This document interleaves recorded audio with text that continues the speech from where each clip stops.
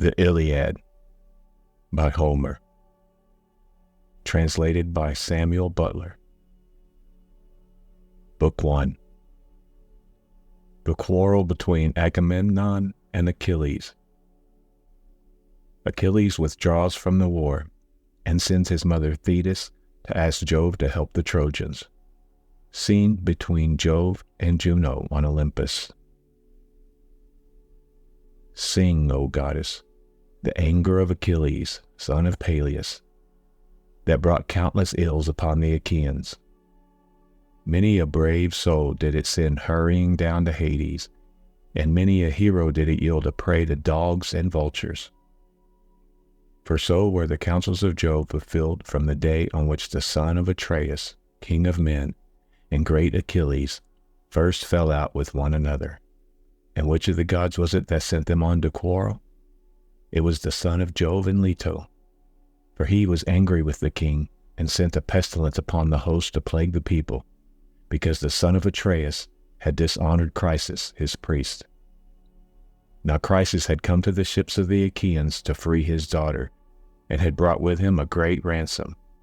Moreover, he bore in his hand the scepter of Apollo, wreathed with a Suppliant's wreath. And he besought the Achaeans, but most of all, the two sons of Atreus, who were their chiefs. Sons of Atreus, he cried, and all other Achaeans, may the gods who dwell in Olympus grant you to sack the city of Priam and to reach your homes in safety. But free my daughter, and accept a ransom for her in reverence to Apollo, son of Jove. On this, the rest of the Achaeans with one voice were for respecting the priest and taking the ransom that he offered. But not so Agamemnon, who spoke fiercely to him and sent him roughly away. Old man, he said, let me not find you tarrying about our ships, nor yet coming hereafter. Your scepter of the god and your wreath shall profit you nothing. I will not free her. She will grow old in my house at Argos, far from her home, busying herself with her loom and visiting my couch. So go, and do not provoke me, or it shall be the worse for you. The old man feared him and obeyed. Not a word he spoke, but went by the shore of the sounding sea and prayed apart to King Apollo, whom lovely Leto had borne.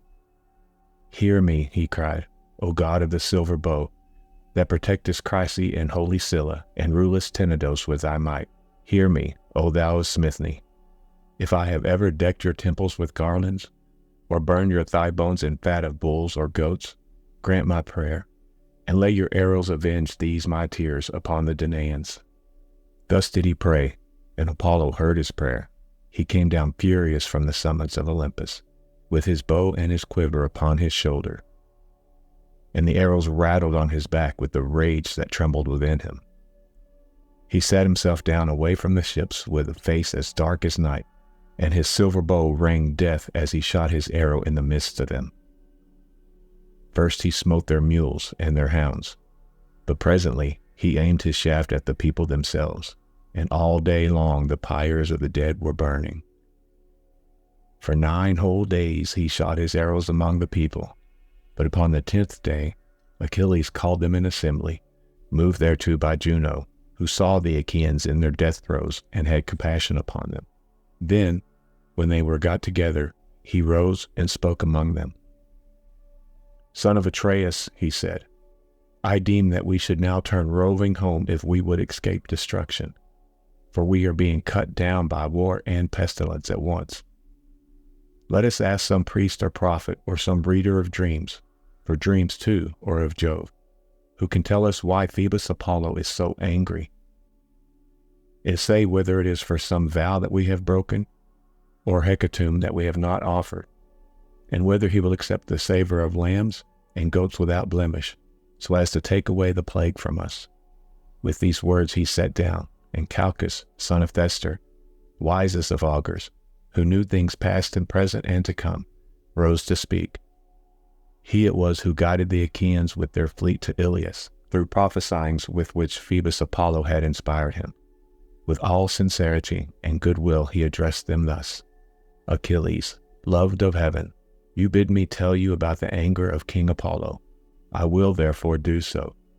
But consider first, and swear that you will stand by me heartily in word and deed, for I know that I shall offend one who rules the Argives with might, to whom all the Achaeans are in subjection.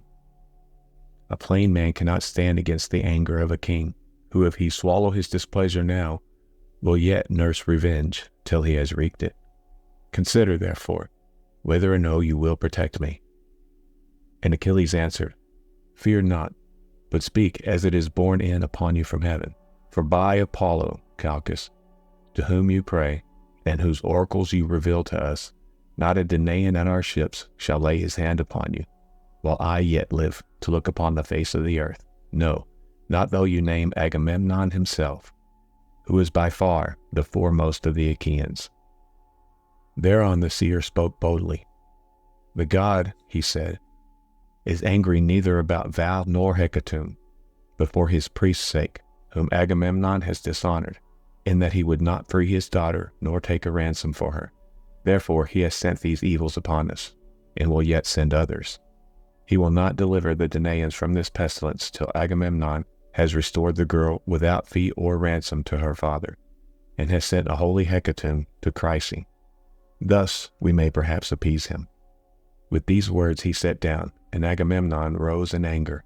His heart was black with rage, and his eyes flashed fire as he scowled on Calchas and said, Seer of evil, you never yet prophesied smooth things concerning me, but have ever loved to foretell that which is evil. You have brought me neither comfort nor performance. And now you come seeing among Danaans, and saying that Apollo has plagued us because I would not take a ransom for this girl, the daughter of Chryses. I have set my heart on keeping her in my house, for I love her better even than my own wife, Clytemnestra, whose peer she is alike in form and feature, in understanding and accomplishments. Still, I will give her up if I must, for I would have the people live, not die. But you must find me a prize instead, or I alone among the Argives shall be without one. This is not well, for you behold, all of you, that my prize is to go elsewhither. And Achilles answered, Most noble son of Atreus, covetous beyond all mankind, how shall the Achaeans find you another prize? We have no common store from which to take one. Those we took from the cities have been awarded. We cannot disallow the awards that have been made already. Give this girl, therefore, to the god, and if ever Jove grant us to sack the city of Troy, we will requite you 3- and 4-fold. Then Agamemnon said, Achilles, valiant though you be, you shall not thus outwit me. You shall not overreach, and you shall not persuade me. Are you to keep your own prize, while I sit tamely under my loss and give up this girl at your bidding? Let the Achaeans find me a prize in fair exchange to my liking, or I will come down and take your own, or that of Ajax, or that of Ulysses. And he to whomever I may come shall rule my coming. But of this we will take thought thereafter. For the present, let us draw up a ship into the sea, and find a crew for her expressly. Let us put a hecatomb on board, and let us send Chryseis also. Further, let some chief man among us be in command, either Ajax or Idomeneus, or yourself, son of Peleus, mighty warrior that you are, that we may offer sacrifice and appease the anger of the god. Achilles scowled at him and answered, You are steeped in insolence and lust of gain. With what heart can any of the Achaeans do your bidding, either on foray or in open fighting? I came not warring here for any ill the Trojans had done me. I have no quarrel with them. They have not raided my cattle nor my horses, nor cut down my harvest on the rich plains of Phthia. For between me and them there is a great space, both mountain and sounding sea. We have followed you, Sir Insolence, for your pleasure, not ours, to gain satisfaction from the Trojans, for your shameless self and for Menelaus. You forget this, and threaten to rob me of the prize for which I have toiled, and which the sons of Achaeans have given me? Never when the Achaeans sack any of the rich cities of the Trojans do I receive so good a prize as you do, though it is my hands that do the better part of the fighting. When the sharing comes, your share is far the largest. And I, forsooth, must go back to my ships, take what I can get, and be thankful when my labor of fighting is done. Now, therefore, I shall go back to Phthia. It will be much better for me to return home with my ships, for I will not stay here dishonored to gather gold and substance for you." And Agamemnon answered, "Fly if you will. I shall make you no prayers to stay you. I have others here who will do me honor, and above all, Jove, the Lord of counsel. There is no king here so hateful to me as you are, for you are ever quarrelsome and ill-affected. What, though you be brave? Was it not heaven that made you so? Go home then, with your ships and comrades, to lord it over the Myrmidons. I care neither for you nor for your anger, and thus will I do. Since Phoebus Apollo is taking Chryseis from me, I shall send her with my ship and my followers. But I shall come to your tent, and take your own prize Chryseis, that you may learn how much stronger I am than you are, and that another may fear to set himself as equal or comparable with me." The son of Peleus was furious, and his heart within his shaggy breast was divided whether to draw his sword, push the others aside, and kill the son of Atreus, or to restrain himself and check his anger. While he was thus in two minds, and was drawing his mighty sword from its scabbard, Minerva came down from heaven, for Juno had sent her in the love she bore to them both, and seized the son of Peleus by his yellow hair, visible to him alone, for of the others no man could see her. Achilles turned in amaze, and by the fire that flashed from her eyes at once, knew that she was Minerva. "Why are you here," said he, "daughter of aegis-bearing Jove, to see the pride of Agamemnon, son of Atreus? Let me tell you, and it shall surely be, he shall pay for this insolence with his life." And Minerva said, "I come from heaven, if you will hear me, to bid you stay your anger. Juno has sent me, who cares for both of you alike. Cease then this brawling, and do not draw your sword. Rail at him if you will, and your railing will not be in vain, for I tell you, it shall surely be, that you shall hereafter receive gifts 3 times as splendid by reason of this present insult. Hold therefore, and obey." "Goddess," answered Achilles, "however angry a man may be, he must do as you two command him. This will be best, for the gods ever hear the prayers of him who has obeyed them." He stayed his hand on the silver hilt of his sword, and thrust it back into the scabbard, as Minerva bade him. Then she went back to Olympus among the other gods, and to the house of aegis-bearing Jove. But the son of Peleus again began railing at the son of Atreus, for he was still in a rage. "Wine-bibber," he cried, "with the face of a dog and the heart of a hind, you never dare to go out with the host in fight, nor yet with our chosen men in ambuscade. You shun this as you do death itself. You had rather go round and rob his prizes from any man who contradicts you. You devour your people, for you are king over a feeble folk. Otherwise, son of Atreus, henceforth you would insult no man. Therefore I say, and swear it with a great oath, nay, by this my scepter, which shall sprout neither leaf nor shoot, nor bud anew from the day on which it left its parent stem upon the mountains. For the axe stripped it of leaf and bark, and now the sons of Achaeans bear it as judges and guardians of the decrees of heaven.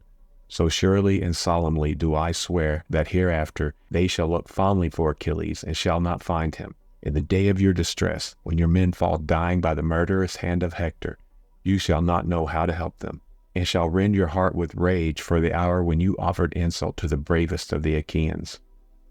With this, the son of Peleus dashed his gold-bestudded scepter on the ground and took his seat, while the son of Atreus was beginning fiercely from his place upon the other side. Then uprose smooth-tongued Nestor, the facile speaker of the Pylians, and the words fell from his lips sweeter than honey. 2 generations of men born and bred in Pylos had passed away under his rule, and he was now reigning over the 3rd. With all sincerity and goodwill, therefore, he addressed them thus. "Of a truth," he said, "a great sorrow has befallen the Achaean land. Surely Priam with his sons would rejoice, and the other Trojans be glad at heart if they could hear this quarrel between you two, who are so excellent in fight and counsel. I am older than either of you, therefore be guided by me. Moreover, I have been the familiar friend of men greater than you are, and they did not disregard my counsels. Never again can I behold such men as Pirithous, and Dryas, shepherd of his people, or as Caeneus, Exadius, godlike Polyphemus, and Theseus, son of Aegeus, peer of the immortals. These were the mightiest men ever born upon this earth. Mightiest were they. And when they fought the fiercest tribes of mountain savages, they utterly overthrew them. I came from distant Pylos, and went about among them, for they would have me come, and fought as it was in me to do. Not a man living now could withstand them. But they heard my words, and were persuaded by them. So be it also with yourselves, for this is the more excellent way. Therefore, Agamemnon, though you be strong, take not this girl away, for the sons of Achaeans have already given her to Achilles. And you, Achilles, strive not further with the king. For no man, who by the grace of Jove wields a scepter, has like honor with Agamemnon. You are strong, and have a goddess for your mother, but Agamemnon is stronger than you, for he has more people under him. Son of Atreus, check your anger, I implore you. End this quarrel with Achilles, who in the day of battle is a tower of strength to the Achaeans. And Agamemnon answered, Sir, all that you have said is true, but this fellow must needs become our lord and master. He must be lord of all, king of all, and captain of all, and this shall hardly be. Granted that the gods have made him a great warrior. Have they also given him the right to speak with railing? Achilles interrupted him. I should be a mean coward, he cried, were I to give in to you in all things. Order other people about, not me, for I shall obey no longer. Furthermore I say, and lay my saying to your heart, I shall fight neither you nor any man about this girl, for those that take were those also that gave. But of all else that is at my ship, you shall carry away nothing by force. Try, that others may see. If you do, my spear shall be reddened with your blood.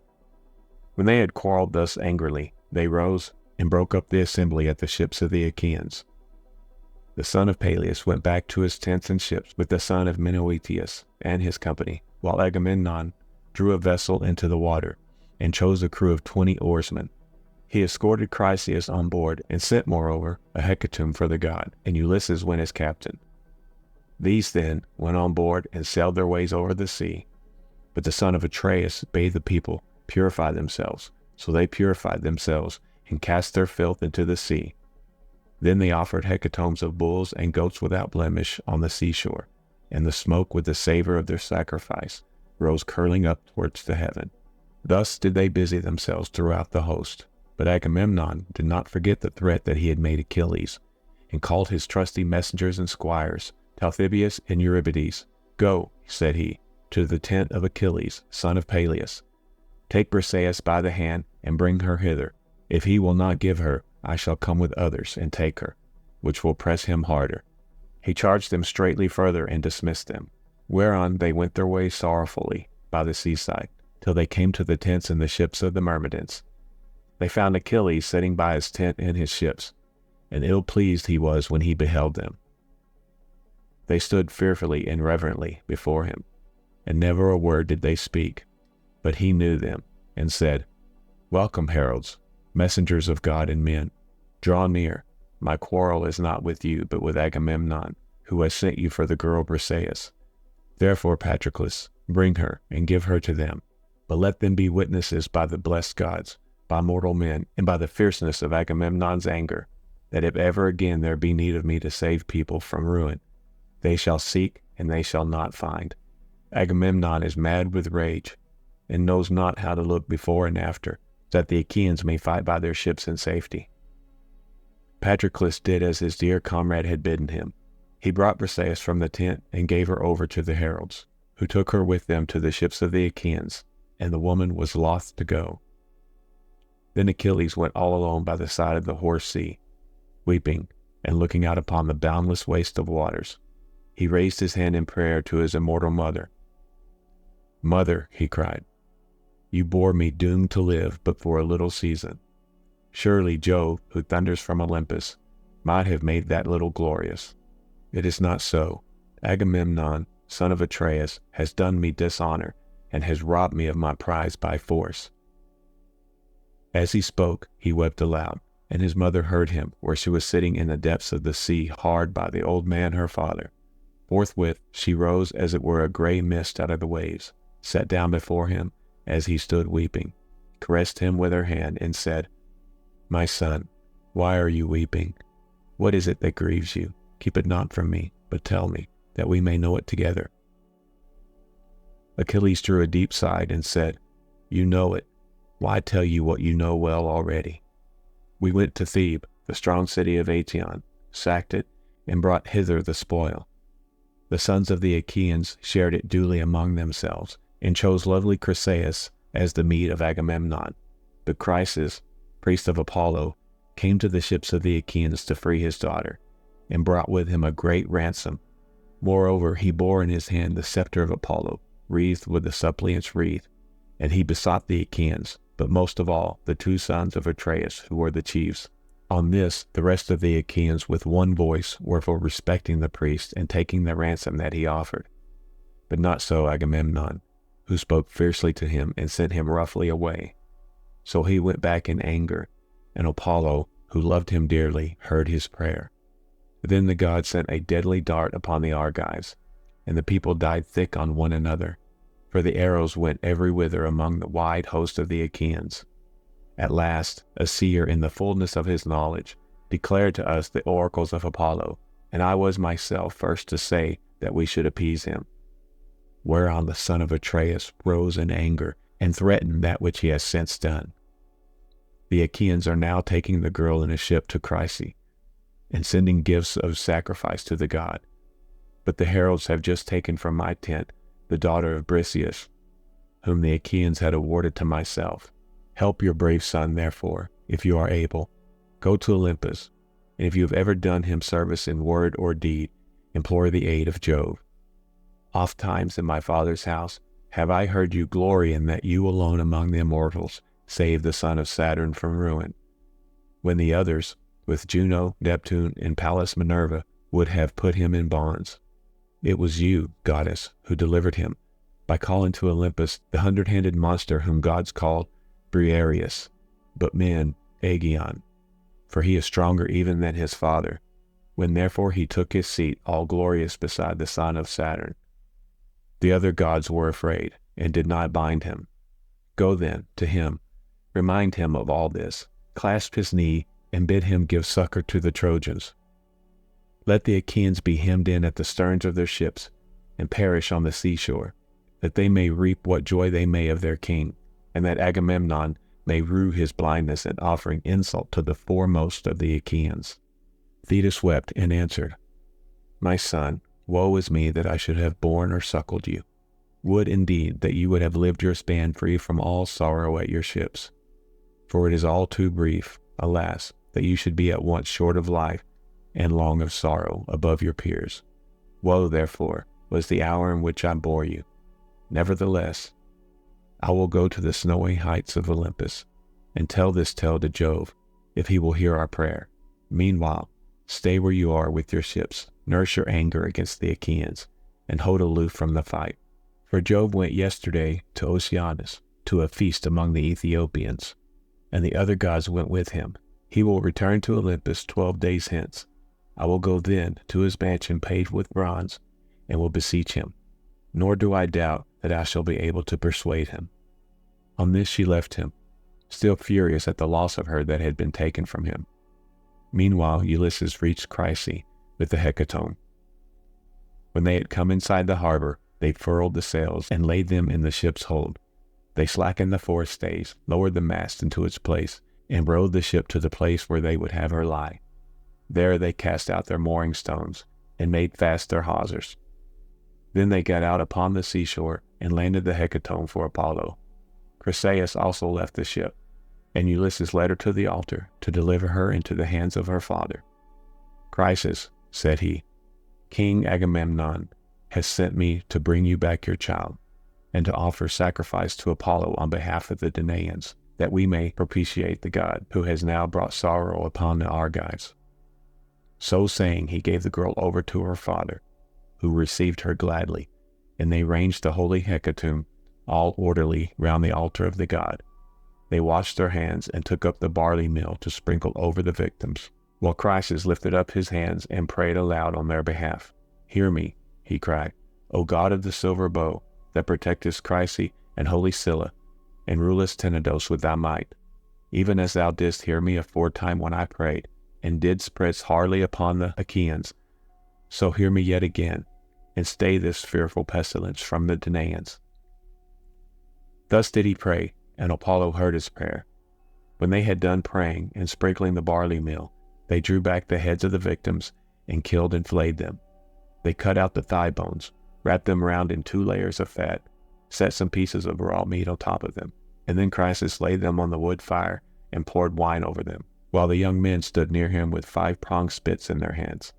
When the thigh bones were burned, and they had tasted the inward meats, they cut the rest up small, put the pieces upon the spits, roasted them till they were done, and drew them off.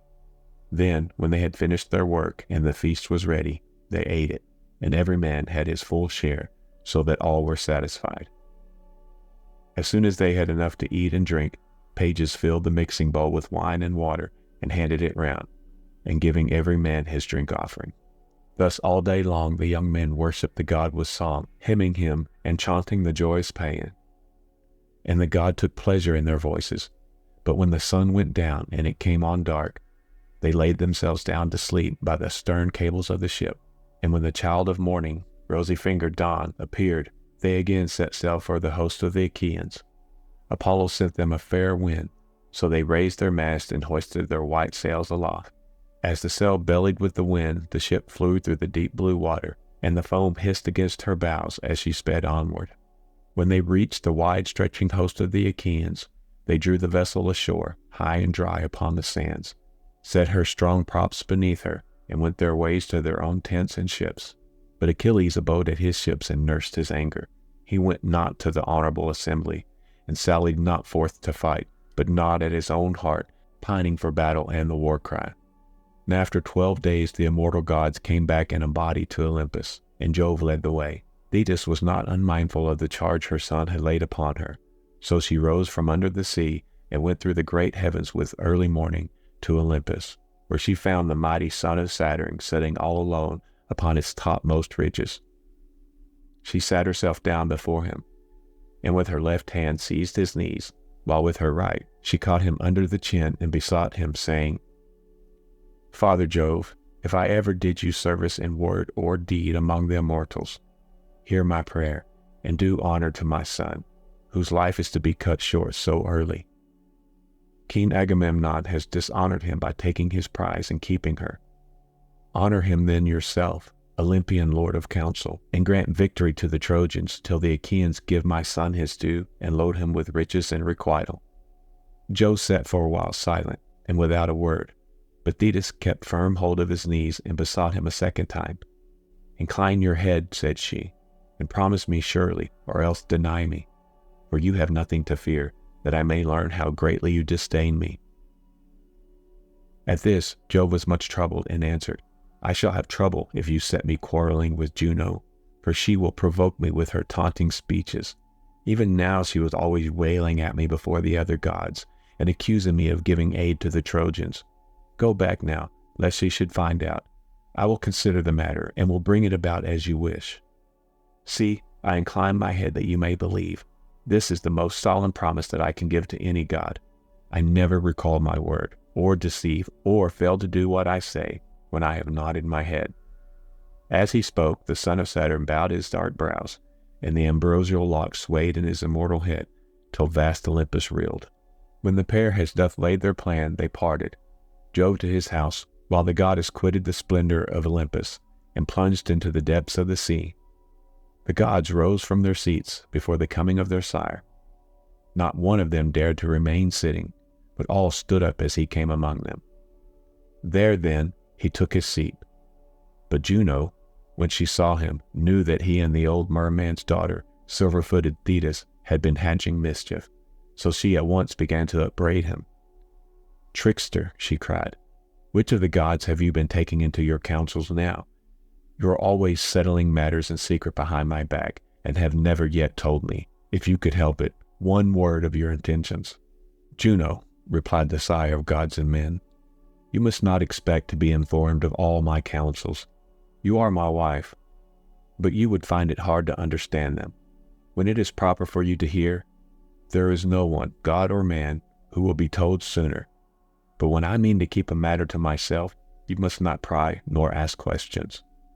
"Dread son of Saturn," answered Juno, "what are you talking about? I pry and ask questions? Never. I let you have your own way in everything. Still, I have a strong misgiving that the old merman's daughter, Thetis, has been talking you over, for she was with you and had hold of your knees this selfsame morning. I believe, therefore, that you have been promising her to give glory to Achilles and kill much people at the ships of the Achaeans." "Wife," said Jove, "I can do nothing but you suspect me and find it out.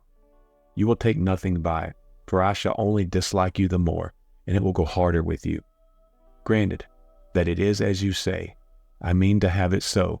Sit down and hold your tongue as I bid you, for if I once begin to lay my hands about you, though all heaven were on your side, it would profit you nothing." On this Juno was frightened, so she curbed her stubborn will and sat down in silence. But the heavenly beings were disquieted throughout the house of Jove, till the cunning workman Vulcan began to try and pacify his mother Juno. "It will be intolerable," said he, "if you two fall to wrangling and setting heaven in an uproar about a pack of mortals. If such ill counsels are to prevail, we shall have no pleasure at our banquet. Let me then advise my mother, and she must herself know that it will be better, to make friends with my dear father Jove, lest he again scold her and disturb our feast. If the Olympian thunderer wants to hurl us all from our seats, he can do so, for he is far the strongest. So give him fair words, and he will soon be in good humor with us."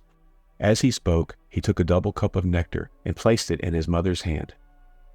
"Cheer up, my dear mother," said he, "and make the best of it. I love you dearly, and should be very sorry to see you get a thrashing. However grieved I may be, I could not help, for there is no standing against Jove. Once before, when I was trying to help you, he caught me by the foot and flung me from the heavenly threshold. All day long from morn till eve was I falling, till at sunset I came to ground in the island of Lemnos, and there I lay, with very little life left in me, till the Sintians came and tended me." Juno smiled at this, and as she smiled, she took the cup from her son's hand. Then Vulcan drew sweet nectar from the mixing bowl and served it round among the gods, going from left to right, and the blessed gods laughed out a loud applause as they saw him bustling about the heavenly mansion. Thus, through the livelong day, to the going down of the sun they feasted, and everyone had his full share, so that all were satisfied. Apollo struck his lyre, and the Muses lifted up their sweet voices, calling and answering one another. But when the sun's glorious light had faded, they went home to bed, each in his own abode, which lame Vulcan, with his consummate skill, had fashioned for them.